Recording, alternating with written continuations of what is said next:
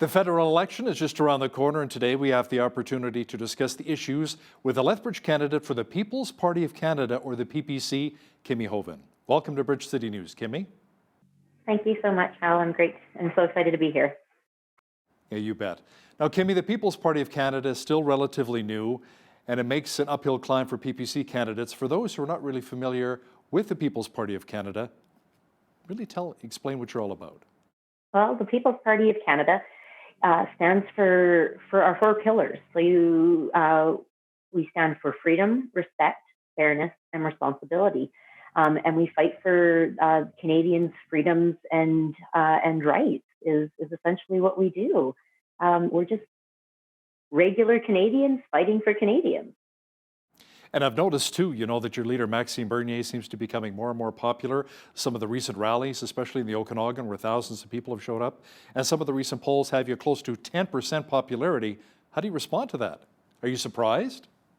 Yes and no. When you have a party that's based around Canadian values and what a lot of people stand for, it's not surprising. People want more unity. They want to have a sense of connection with the government as well as with other citizens.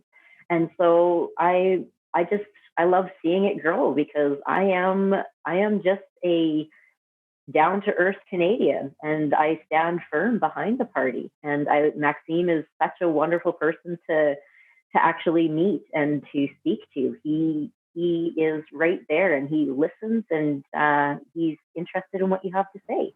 So, Kimmie, what do you say to people then who feel that, well, it's nice that the PPC is gaining in popularity, but you're going to be taking votes away from the Conservatives and splitting the right vote? That'll give Justin Trudeau another mandate as he'll go right up the middle. How do you respond to that? The wonderful thing about a democracy, it's not about vote splitting. It's about voting your conscience and voting your convictions. We don't go into voting to get a party out, or we vote for our values and for what we stand for. So the whole splitting a vote, your vote that matters no matter what. This is a democracy. You vote for who you feel, and so telling people that vote splitting is an actual thing, it's not. The parties have different views, and to have a different view to help create a better country is an amazing thing. Why not? Why not have a different voice? Now, one of the voices as well with your party leader, Maxime Bernier, he's very adamant against mandatory vaccines. Where do you stand on the issue? I am against mandatory vaccines. It's your body, your choice. I'm not pro-vaccination. I'm not anti-vaccination. I am pro-choice for your body when it comes to that. You do your research and what you feel comfortable with, and it's up to you. It's not my choice. It's not my right to tell you that you should or should not do something with your body. Now, Kimmie, as you're knocking on a lot of the doors across Lethbridge here, what are some of the big issues that constituents are sharing with you right now? I would like to say that it has to do with the deficit, the economy. I'd like to say that it had to do with the pipeline. But the majority of what I am hearing is the vaccine mandates as well as the vaccine passports. It's hitting home with so many people, and that is a lot of the deciding factor of where they're going to place their vote, because they're afraid of losing their freedom. September 30th is coming up, and the federal government has listed it as a day towards truth and national reconciliation. And it's become a stat here as we honor a lot of our Indigenous peoples, and we think about what's happened with the residential schools, all the unmarked graves. I noticed that the PPC website has Indigenous issues as well listed as part of your platform. What are some of the key steps towards reconciliation? Well, you have to look at it. It falls right in line with our four pillars: your freedom, respect, responsibility, and fairness. The Indigenous are Canadians, and to treat them differently is a ridiculous thing to do. They have just as many rights as I do. I have just as many rights as they do. So looking at allowing them to have a voice, to create economies and jobs and be dependent is an amazing thing for them to be able to do. And that's where we stand, is allowing them to have a voice and to stand behind them as Canadians. Now let's talk about housing affordability for just a moment here. Many people are finding it very hard, Kimmie, to not only buy a home, but even afford their rent today. Tell me about the PPC plan on this. I understand part of your plan involves reducing immigration levels to Canada.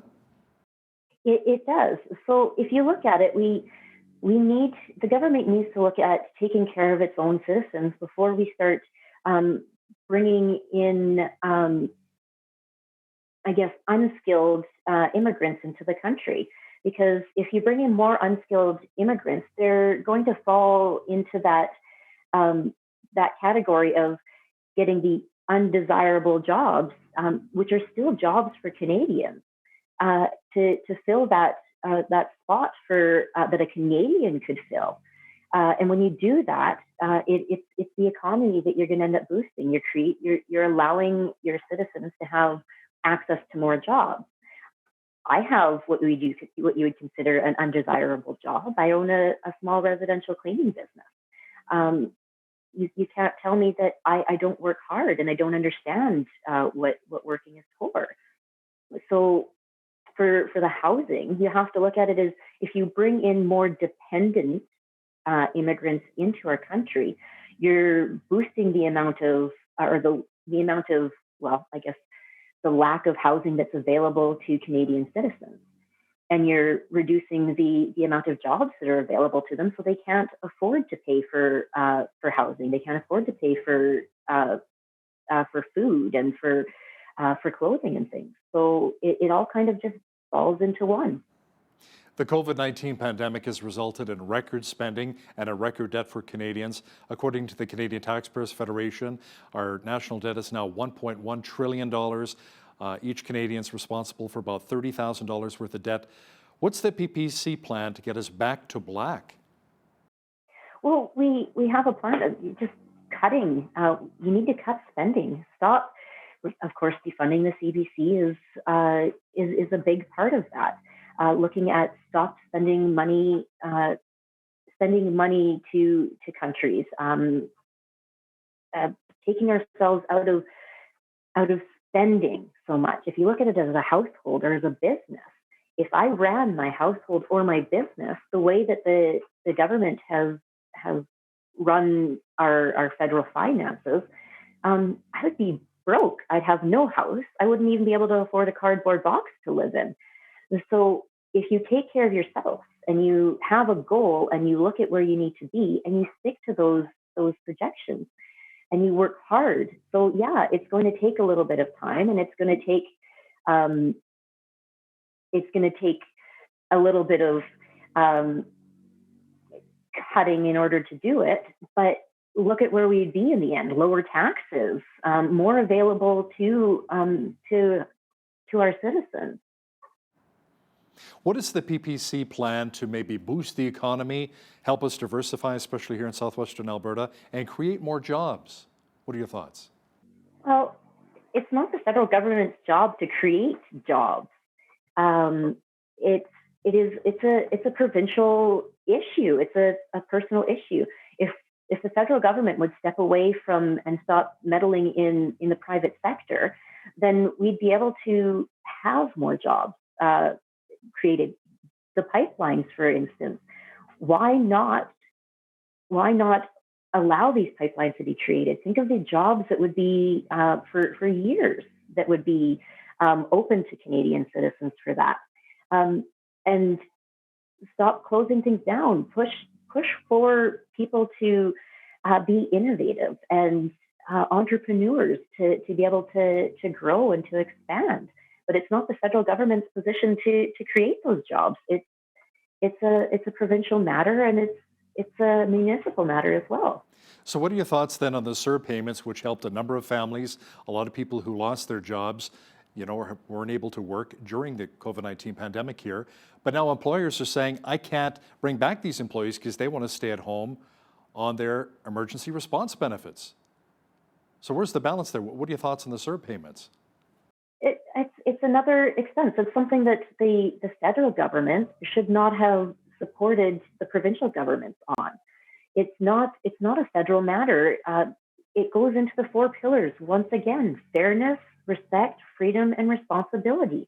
Us as a province and as Canadian citizens are responsible for our own actions and our own choices. So if you choose to stay home and not work when there are jobs available, why is it the responsibility of taxpayers to pay for you to stay home?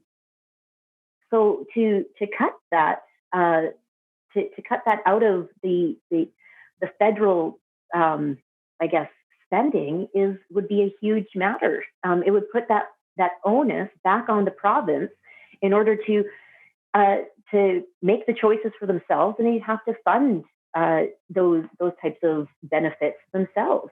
And in order to fund those, then you'd have to look at ways to create those funds in order to give it to their citizens.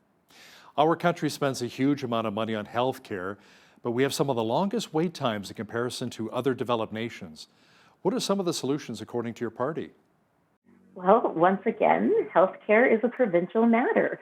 So, what the PPC would like to see is they'd like to remove Ottawa from that, because the blame is always put somewhere. Something's not working right. So why would you take that accountability that things aren't working right when you can place the blame on someone else?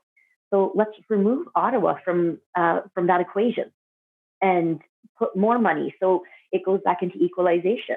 So and taxes. Let's remove the I guess the funding that the provinces or that the Ottawa is giving to the provinces, and allow them to create their own um, their own funding for it. Because if that responsibility is put on the provinces, then there's once again more innovation that can be done. You take responsibility for what's going on. More jobs would be created. You would be more responsible, and you'd be more privy to help the healthcare workers and the first responders, and there'd be more equipment available to them.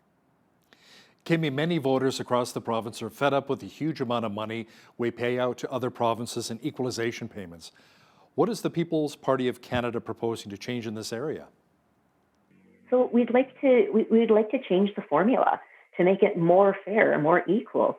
You look at like the provinces that depend upon these payments um, will be held more accountable for their own economy. So you look at things that are so non-renewable resources are considered are included within this formula, but renewable resources like hydroelectricity aren't included, which is a big money grab, whatever you want to call it. So including those things and making provinces capable of being more self-reliant. Why wouldn't we as a country want to be more self-reliant instead of depending on buying oil from overseas, or ordering or shipping produce and goods from other countries? Just take part in creating that independence as a country. Now, your leader, Maxime Bernier, let's circle back to him for just a moment here, has been very outspoken on freedom of expression. What would your party do to really protect our rights? Well, our as Canadians, we have rights and freedoms, but putting in place bills like C10 and taking away people's right to speak. Once again, fairness and responsibility. You are responsible for your choices, your actions, your voice, and creating a division and not allowing people to think or feel or act a certain way is an infringement upon those rights. Um, we have, I guess, if you look at it as critical thinking, if you limit critical thinking, then there's no way to grow. What are you going to learn? You have a different view than I do. So what would it cause for me to silence you on your voice just because it is different from mine? Kimmie Hovan is the People's Party of Canada candidate for Lethbridge. Kimmie, thanks so much for your time today. Thank you so much for having me. This was a pleasure. You bet. On behalf of all of us here at Bridge City News, I'm Hal Roberts. God bless, and thanks for watching.